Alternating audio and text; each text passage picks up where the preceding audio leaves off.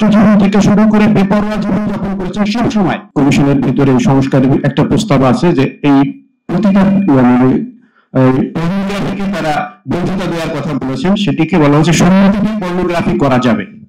আমি বুঝি না যে কেন এই নারী সংস্কার কমিশন এই বিষয়গুলো নিয়ে আসলো। আমার মনে হয় যে যে বিষয়গুলো আছে বিতর্কিত অনেকগুলো সংস্কারের কথা তারা বলেছে। আমার মনে হয় যে এইটা নিয়ে আমার কথা বলবার প্রয়োজন আছে বলে মনে করি না। আমার মনে হয় যে এই কমিশনটি বাতিল করে দেওয়ার জন্য আমাদের দাবি করা উচিত যে এই কমিশনটি একেবারে সম্পূর্ণ বাতিল করে দিয়ে এখানে যদি সংস্কার কমিশন করতে হয় তাহলে সব ধর্মের সব বিশ্বাসের লোকদের সমন্বয়ে, সব নারীদের সমন্বয়ে একটি কমিশন গঠন করতে হবে। সেটি না হলে এই আংশিক আলোচনা করে এক একটি বিষয়ের উপরে আলোচনা করে এই সমস্যার সমাধান করা যাবে না। এটি অন্তত আমি মনে করি। আপনারা হয়তো ভিন্ন মত পোষণ করতে পারেন আমার সাথে। তো এই জন্য আমার প্রস্তাব হচ্ছে যে এই কমিশনটি বাতিল করা। কারণ হচ্ছে যে আমি আমার যে কথাটি আমি বলতে চাই সেটি নিয়ে আবার বিতর্ক হবে। তারপরে আমি বলতে চাই যে 10 জন নিয়ে যে কমিশনটি করা হয়েছে তাদের ব্যক্তি জীবন আমরা জানি। এরা ছাত্র জীবন থেকে শুরু করে বেপরোয়া জীবন যাপন করেছেন সব সময়, এদের প্রত্যেকে, এবং তাদেরকে দিয়ে কমিশন গঠন করা হয়েছে এবং তাদের মন মতো করে কিছু সংস্কার প্রস্তাবনা দেওয়া হয়েছে যেগুলো সবই আপত্তিকর। আমার কাছে মনে হয় অধিকাংশই আপত্তিকর একটি মুসলিম জন অধ্যুষিত এলাকার বাসিন্দা হিসাবে আমাদের কাছে।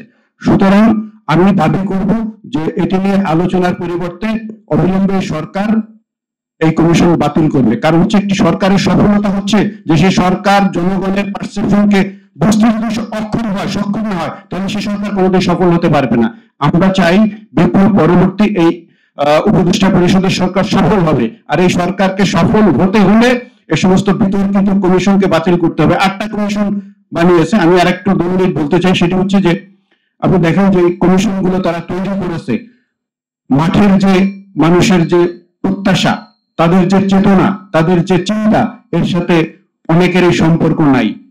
আমরা দেখেছি একটি মিডিয়া সংস্কার কমিশন গঠন করেছে। আমি যেহেতু মিডিয়ার লোক, তো সেইখানে আমরা দেখেছি যাদেরকে নিয়ে মিডিয়া সংস্কার কমিশন গঠন করেছে তারা মাঠের সাংবাদিকতার সাথে কেউ কাজ করেন না।